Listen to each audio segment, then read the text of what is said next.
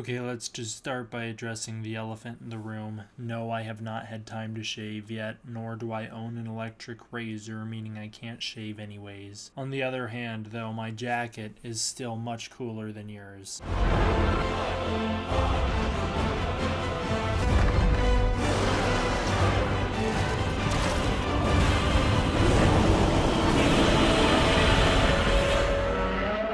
What's up, everybody? D-Man back. Welcome to a brand new video, and today we're going to be doing another Godzilla vs. Kong news and updates, baby.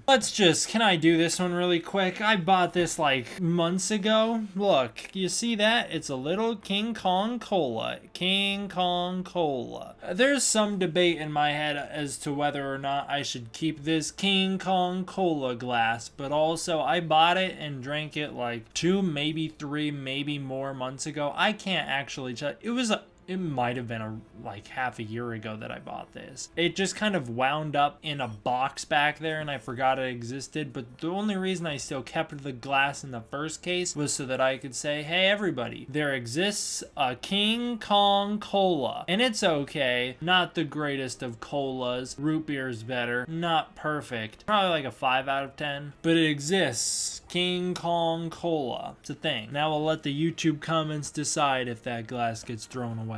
Okay, so many Warner Bros. Fans know that Dune had a recent trailer released. Dune is an upcoming Warner Bros. Movie. Lots of people excited for it. Don't really care to explain what it is. I'm just talking about the fact that it had a trailer released, meaning Godzilla vs. Kong should be one of the next, if not the next, big Warner Bros. Release to get a trailer. I believe Godzilla vs. Kong will be the next big blockbuster for Warner Bros. To get a trailer, because yeah, that's just kind of the way it all works out. When are we gonna get that trailer? Not for a long time. Don't expect a trailer before December 2020. Even in December 2020, I doubt it. Simply because, once again, for the 10,000th time, we are living in an unprecedented situation, global pandemic, movie industry in the dumps. We all know how it goes. So don't expect much. Along with that, Wonder Woman 1984 has been delayed to December 25th from, I believe, an October release date. Got delayed till Christmas Day, and this is pretty significant because that places it 1 week ahead of Dune, which means Dune is gonna move, because no way Warner Bros. Releases 2 big releases back to back 1 week after another. I don't buy it. They're not gonna do that. At some point between now, when I'm recording this, and when the movie comes out, Dune will get delayed. Dune will not release 1 week away from Wonder Woman. I guarantee it. Which probably means every Warner Bros. Movie is gonna shift 1 release date back, which means Godzilla vs. Kong is probably gonna shift from like May to July. That's just how it is gonna go. Be prepared for another Godzilla vs. Kong delay. I hate to say that because I was really hoping it wouldn't get delayed, but also I'm trying to prepare you for the worst so that if it doesn't get delayed, we are good to go. Because there is the major potential that it won't get delayed. It really doesn't have a ton of reason to move at the moment. Although the industry's in the dumps right now, there's no guarantee that it will be a full year from now. So who knows how it's going to be in May 2021. The other thing with that is that it's so far away in May 2021 that there's enough room for Warner Bros. To move their other releases without actually affecting Godzilla vs. Kong, because it is so far away. There's some leeway in between where other movies can go. So there you go. That's the situation. There are new Godzilla vs. Kong costumes that are popping up online, being released by Rubies, who is responsible for the Godzilla 2014 costume, the Kong Skull Island costume, and the Godzilla King of the Monsters costumes. This doesn't come as a major surprise to me. I'm not shocked that Rubies held on to that license. The costumes are about what you expect from Rubies. They're about that kind of quality, aren't they? We got one Child's Kong costume, which is like a skin-tight little costume here. The mask is, I guess, kind of cool, looking very 2005 Kong with the teeth, but whatever. It doesn't really look like the MonsterVerse Kong. The body, I guess, does, because it's got the scars on the chest. Not a great costume. Honestly, my mom made a really cool custom King Kong costume when I was a child. Don't have any pictures of it, but she made a really cool one. It was all fur, and I mean, the fact that we could make that and this actual company couldn't even do that is just kind of sad. Come on, put some fur on that costume at the very least. There are some other ones. Rubies has retooled their Kong Skull Island costume, so the one that they released for Kong Skull Island, they have retooled it into a Godzilla vs. Kong costume. It's a fun inflatable or a fun inflatable costume, much like their Godzilla 2014 and Godzilla King of the Monsters costumes. This fun inflatable Kong costume is a big inflatable Kong, MonsterVerse Kong. This one's so much better than the Child's Kong costume. I guess this one's a good meme, kind of in the way that the Godzilla 2014 costume's a good meme as well. They're good memes. We also have an updated Godzilla King of the Monsters costume, which is the same inflatable Godzilla that we got for the 2014 Godzilla, except here it has the updated King of the Monsters dorsal fins, which are also carried over into Godzilla vs. Kong, that has the blue atomic glow to them. So they've slightly updated the costume, at least on the packaging, and that's that. These are expected to be released in party stores and Walmarts in the future, on Walmart's website, not in stores. There was one pretty good tweet that I want to highlight here. Godzilla 1962 on Twitter discovered,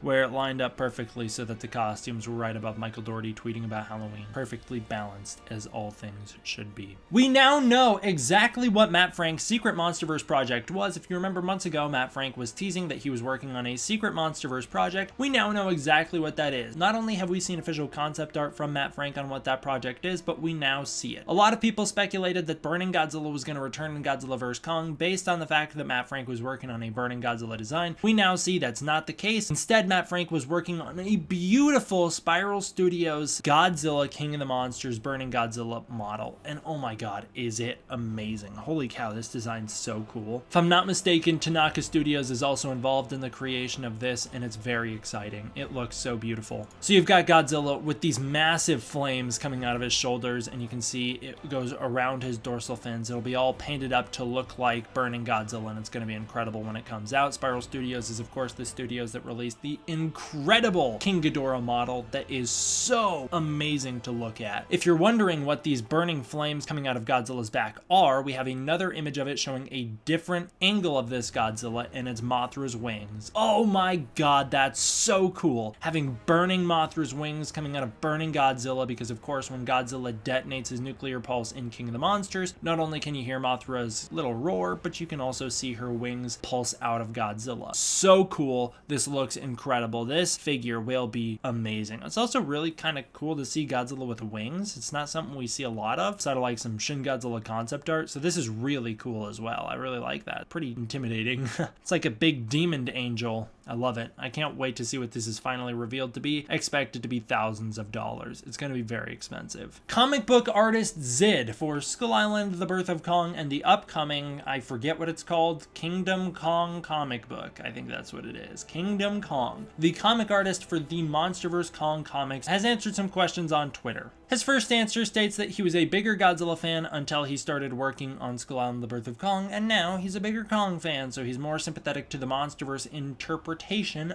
of Kong. In fact, if you remember back to the panel he was in a few months ago, he was full-on Team Kong, which is awesome. Zid also talks about how he is inspired by real-life animals when drawing the Titans. He tries to use real-life inspiration to make them seem weighted and grounded in the real world as well. Arvid Nelson, who is a MonsterVerse writer, he writes for the Godzilla comics and the Kong comics currently. The only one I don't think he was involved in was Godzilla Awakening, and of course that one's just the bad one. He answered some questions to a man named MJ Jones on Twitter, so shout out to MJ Jones for getting these answers, and shout out to Arvid Nelson for actually answering these questions. It's awesome. He provides some pretty interesting insights into the MonsterVerse. Starting out, he explains that Kong's parents were fully developed in Skull Island, The Birth of Kong. He doesn't necessarily clarify that they were fully grown, but he says they were fully developed. Now, a lot of people speculate that they are fully grown and that they're probably fully grown around 200-ish feet. However, we do know that Kong is a bit of an exception. I don't exactly remember where this was confirmed, if it's been confirmed officially or just been teased by people like Michael Dougherty in the past, who has teased this fact. Kong will be the biggest member of his species. He is going to have so much radiation that's going to help fuel his growth, because of course Titan radiation fuels growth of life, and in Kong's case, he's been free on Skull Island to just consume all the Titan radiation he can in the form of like the squid and everything else he's eaten, and just the radiation soaking up from the Hollow Earth itself is making Kong grow to massive size. Kong will be the biggest member of his species, so it doesn't really matter that Kong's parents were quote-unquote full grown, because Kong has had the potential to grow bigger than they ever could due to the fact that his environment has kind of fitted him, suited him for it, because he is the last of his kind, so he has no competition for nutrients. At least I'm pretty sure that's the idea. I guess I could be wrong, and we'll find out in 2.5 years when the movie comes out. It's explained that Ghidorah could definitely beat Muto Prime, and that shouldn't surprise anybody. Of course Ghidorah could beat Muto Prime. Are you kidding? He's way bigger, way stronger. He'd tear her into pieces. It's said that Muto Prime spends the first half half of Aftershock trying to wake up and get back to normal, she starts out weakened and she runs away from Godzilla in the beginning because she's weakened as a result of her being in hibernation for so long. She's just really out of it. She then fights him at the end of the story at full strength. Although Godzilla is stated to be more powerful than Muto Prime, she would normally hunt Godzilla with a pack of normal Mutos with her so that they could all feed on him together, and that would make Godzilla at the disadvantage in a normal scenario. However, Godzilla of course handled the only other two Mutos that were alive at the time or awake at the time, took them out, so when Muto Prime woke up, there was nothing for her to help hunt with. I guess the third Muto we see in King of the Monsters slept through that all.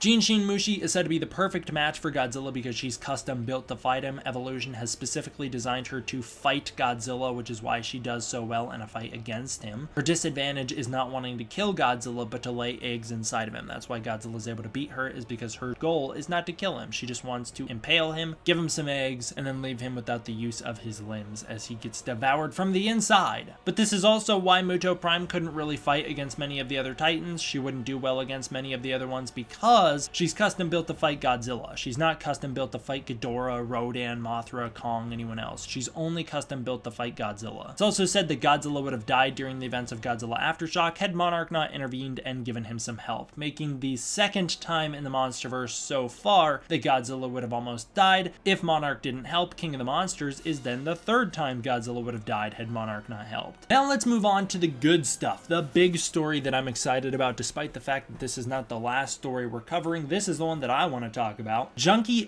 XL talks about Godzilla vs. Kong. Now, Junkie XL is the composer for things like Justice League, or the new one coming out. Justice League, Batman vs. Superman to most of the extent. I know he wasn't the only one who did that score, but he worked on it. He did Deadpool, Mad Max, and a couple other movies that are pretty well liked, and the soundtracks are pretty well liked as well. So he signed on for Godzilla vs. Kong, and of course, when I talked about it initially, I was like, I don't know, and then the very next video, I was like, you know what? I think this guy's gonna kill it. I think he's gonna bring a really interesting style to Godzilla that we haven't really heard before, and I'm excited for it. And now we have another interview with him, and it got me so much more on board with him as the composer for this movie. I'm very excited to hear what he does. If you remember, when Godzilla King of the Monsters was coming out, Bear McCreary's score was actually the thing I looked forward to most from the movie, and it's not necessarily the case here. I'm more excited to see Godzilla and Kong fight than I am to hear the score for the movie, but again, I am very excited to hear the score for this movie. My big thing is that I really hope that some of Ifukube's music is sampled. I really want that. I'm not as particular about Kong's music returning, however, Max Steiner's Kong theme would be amazing to hear back on the big screen. That'd be incredible if they could bring both Max Steiner music and Ifukube music into the same movie. Of course, they did it for Ready Player One, so why not do it for Godzilla vs. Kong? Come on, guys. Either way, Junkie XL talks about how he was a huge Godzilla fan, and he watches all the Japanese movies. He owns a bunch of the movies in Japanese specifically, so you know, he's a little bit more of a diehard fan than your normies who have watched like Monster Zero. So that gets me pretty excited. The fact that someone who's a fan of the franchise and is once again returning to take care of the character rather than being introduced to him through this, that makes me happy. Of course, Bear McCreary was the exact same way. He said he wrote a Godzilla fan theme years before being signed on to Godzilla vs. Kong and showed it to Adam Wingard when talks for the movie started to happen. So the fact that he even just went out of his way to write a fan theme for the movie even though he wasn't working on it yet, that just shows that he's clearly passionate about this, and he was really passionate about joining the Godzilla vs. Kong team. So again, I'm very confident that now the soundtrack is in good hands. At the very least, I do trust Junkie XL to deliver a soundtrack that is respectful to the original music and will hopefully deliver in terms of pumping up the action on screen. He was given the job and tweaked his fan theme so that it could be in the actual movie, which is awesome. He then created the biggest bass drum on the planet for Godzilla vs. Kong because of course it's Godzilla vs. Kong, you gotta go all the way big. And it's a bass drum, so it's perfect. You know, it ties into Godzilla's lineage with the footsteps from the 1954 movie being made from a bass drum and an amplifier. So there you go. You got that stuff as well. So you got some more connections. He wanted one that was 8 feet in diameter. It sounded like the people that was making the bass drum was like, could we go 6? And he really pushed for 8. He was like, I needed to be 8, even though he thought 10 would be cool. He's like, 10-foot bass drum is not practical. We gotta go 8. He claims that they made the 8-foot bass drum and that it was well worth it. However, people have done some deep digging and discovered that he actually posted about this bass drum when he was announced for the movie months ago, and it's only 5 feet. What a liar. It's only a 5-foot bass drum. Not even the 6-foot that they said that they would do. Either way, a 5-foot bass drum, that's massive. I can't imagine what you would need that for practically, but you know what? Who cares? If it sounds cool, it sounds good. That's all that matters. Or if it sounds good and it sounds cool, then that's all that matters. I don't know. Either way, if it works, it works. Okay, let's talk about this one. I don't know why this got so many people so excited. It did not get me excited, okay? There is a HUPE animation, Godzilla vs. Kong, or KVG as they call it, because of course copyright, ad for Beins. I don't know how to say that, so I'm just gonna say Beins. It's an ad. It's a little commercial. Got so many people so excited. It's like some helicopters flying into like Antarctica or whatever. You got some big tits on screen. She's being held by Kong. Kong punches Godzilla a little bit. They scratch each other and roar at each other in really over dramatic little roar session that's very clearly parody. It's not really trying to be serious at all. They get in a little fight and eventually the girl disappears. Her big old boobs run away. She hides behind a rock. Astronaut farts, giving away her position. Godzilla and Kong show up to get her. You guys really got hyped for that one? Okay.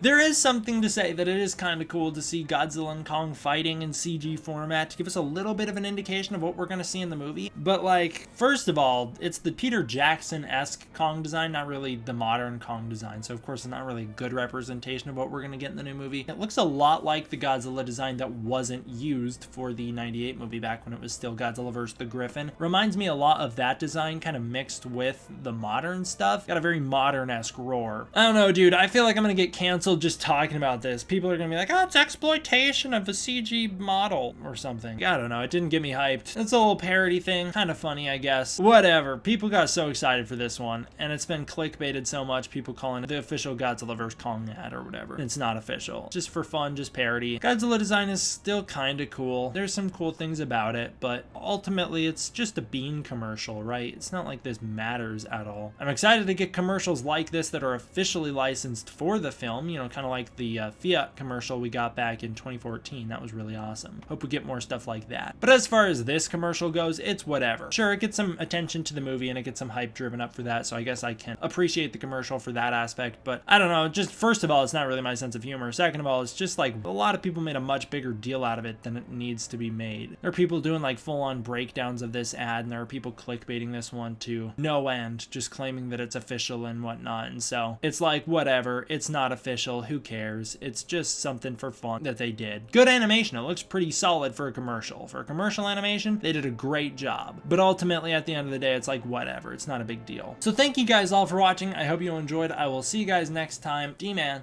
out.